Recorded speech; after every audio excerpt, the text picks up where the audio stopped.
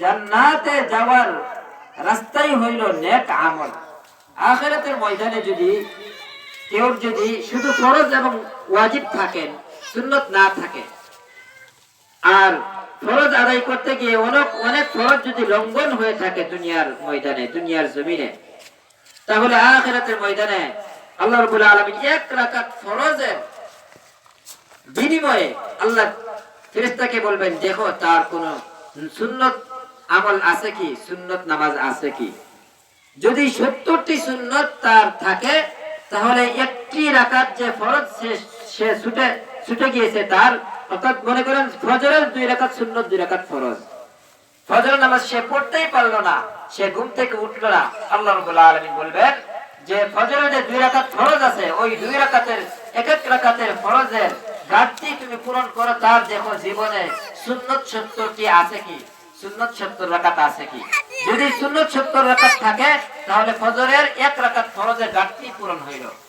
আরো 70টি সুন্নত আছে কি দেখো, যদি থাকে, তাহলে ফজরের আরো যে 1 রাকাত রয়েছে ফরজ, ওই 1 রাকাতের ঘাটতি তার পূরণ হইল। সুতরাং 70 140 রাকাত যদি তার সুন্নত থাকে, ফজরের 2 রাকাত ফরজ যে আদায় করলো না, এই ফরজের ঘাটতি পূরণ হইল। তার যদি 140 রাকাত সুন্নত থাকে, তাহলে বুঝা লাগবে যে শুধু ফরজ আদায় করলে হবে না, ওয়াজিব আদায় করলে হবে না, সুন্নতও দরকার আছে। এই জন্যই ফরজ এবং ওয়াজিব এবং সুন্নত আদায় করতে হবে।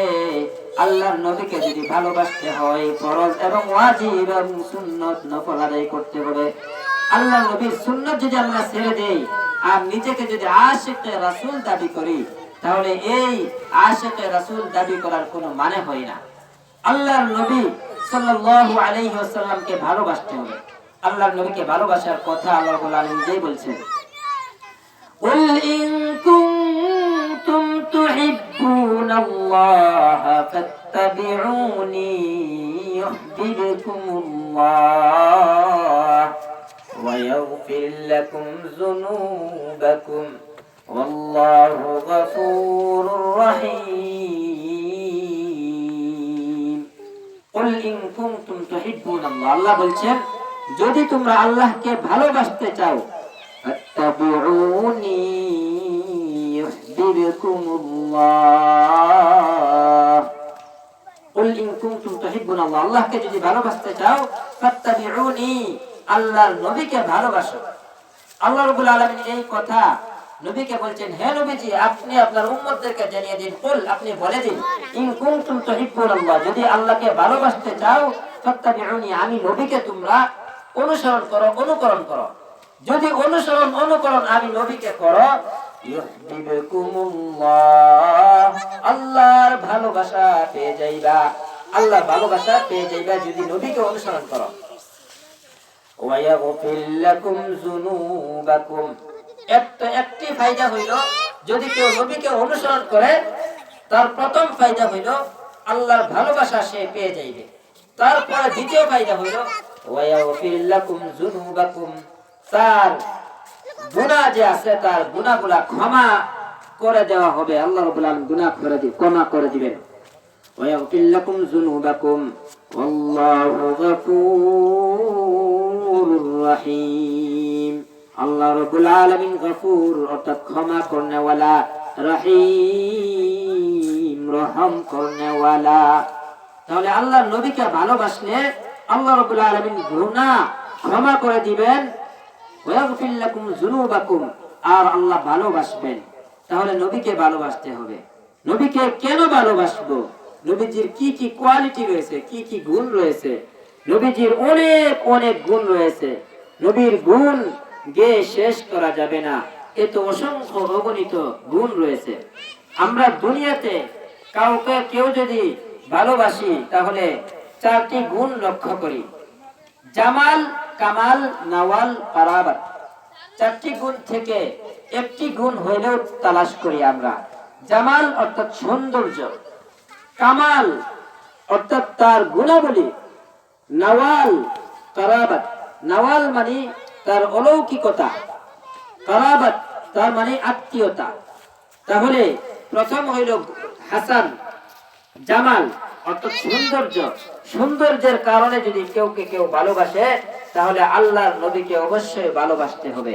আল্লাহর নবীর থেকে সুন্দর আর কোনো প্রাণী ছিল না, কোনো মানুষই ছিল না, কোনো কিছুই ছিল না। পৃথিবীর অর্ধেক সুন্দর আল্লাহ রাব্বুল আলামিন হযরত ইউসুফ আলাইহিস সালামকে দিয়েছিলেন, কিন্তু আমাদের নবীর মতো সুন্দর ছিলেন না। আল্লাহর নবীর স্ত্রী আম্মা জান আয়েশা সিদ্দিকা রাদিয়াল্লাহু তাআলা আনহা বর্ণনা করলেন, লানা শামসুন ওয়ালিল আফাকি শামসুন, পৃথিবীর জমিনে সূর্য রয়েছে, আমারও একটি সূর্য রয়েছে। পৃথিবীর সূর্য উদিত হয় ফজরের পর থেকে আর অস্ত যায় সন্ধ্যা হলে, কিন্তু আমার ঘরে একটি সূর্য রয়েছে, আমার ঘরের সূর্য উদিত হয় রাত্রি হলে, আমার ঘরের সূর্য উদিত হয়, সেই সূর্য হইল আমার স্বামী বিশ্ব নবী মুহাম্মদুর রাসূলুল্লাহ সাল্লাল্লাহু আলাইহি ওয়াসাল্লাম। অর্থাৎ এত সৌন্দর্য আমার নবীকে আল্লাহ রাব্বুল আলামিন দিয়েছেন। হযরত আয়েশা সিদ্দিকা রাদিয়াল্লাহু তাআলা আনহা বললেন যে একটি সুই যদি আমি খুঁজে না পেতাম, রাসূলুল্লাহ সাল্লাল্লাহু আলাইহি ওয়াসাল্লাম যখন ঘরে আসতেন, ওই সুইটি পর্যন্ত আমি নবীজির সুন্দরের চেহারা আলোতে ওই সুইটি পর্যন্ত আমি খুঁজে পেতাম, এত সুন্দর আমার নবীজি ছিলেন। আল্লাহর নবীর সাহাবী হযরত জাবের রাদিয়াল্লাহু তাআলা আনহু বলেন, একবার চন্দ্রের রজনীতে আমি চাঁদের দিকে তাকাই, আবার আমার নবীর দিকে তাকাই, ভাবতে লাগি চাঁদ সুন্দর না আমার নবী সুন্দর। এক পর্যায়ে সিদ্ধান্ত উপনীত হয় আমার নবীর মতো সুন্দর আর কোনো কিছুই নাই। সুবহানাল্লাহ।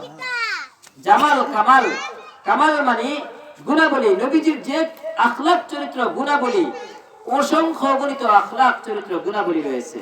তারপরে নওয়াল মানে অলৌকিকত্ব, কারামতি, নবীজির যে অলৌকিকত্ব, নবীজির যে আল্লাহ রাব্বুল আলামিন অলৌকিক ঘটনা নবীজির দ্বারা ঘটাই আছেন, এই ঘটনাগুলা মুআজিজা বলা হয়।